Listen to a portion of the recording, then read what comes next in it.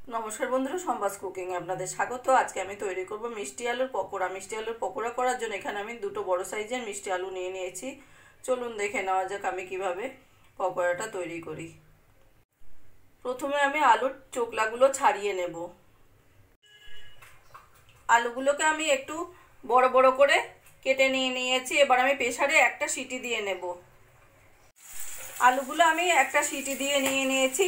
এবার একটা কাঁটা চামচের সাহায্যে এইভাবে মিশিয়ে নেব। গরম থাকতে থাকতেই পুরো আলুটাই আমি পেস্ট করে নিয়েছি, যাতে একটু দানা না থাকে। দিয়ে দেবো আমি এবার সামান্য বিট নুন, আর দিয়ে দেবো 1 কাপ ময়দা, দিয়ে দেবো 1/2 কাপ চালের গুঁড়ো, আর এখানে আমি 1 টুকরো গুড় নিয়েছি। গুড়টা আমি গ্রেটারের সাহায্যে গ্রেট করে দিয়ে দেব। আর এখানে আমি সিদ্ধ করা বিউলির ডাল নিয়ে নিয়েছি। এখান থেকে আমি 2 চামচ বিউলির ডাল দিয়ে দেব এর মধ্যে। এবার সবকিছু মিশিয়ে আমি ভালো করে মেখে নেব।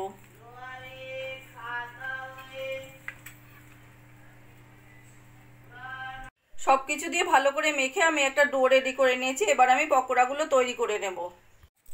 এবার আমি হাতে একটু তেল মেখে নিয়ে পকোড়াগুলো ছোট ছোট করে তৈরি করে নেব।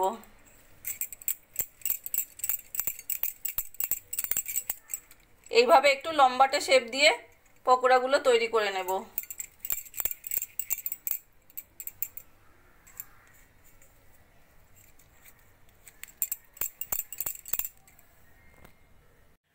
সব পকোড়াগুলো এখানে আমি তৈরি করে নিয়েছি। এদিকে তেলটাও গরম হয়ে গেছে। এবার একদম গ্যাসটা লো করে আমি এই পকোড়াগুলো ভেজে নেব।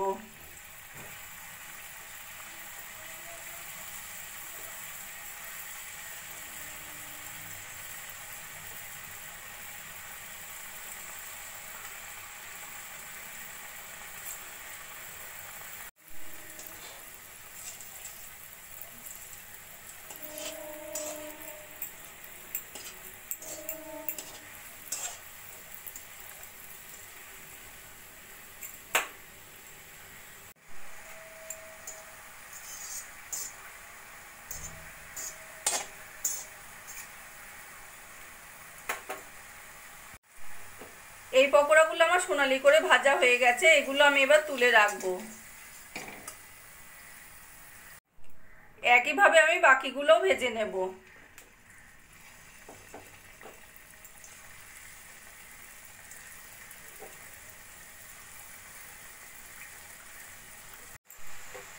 একইভাবে এই পকোড়াগুলো আমার ভাজা হয়ে গেছে। এগুলো আমি এবার তুলে রাখবো।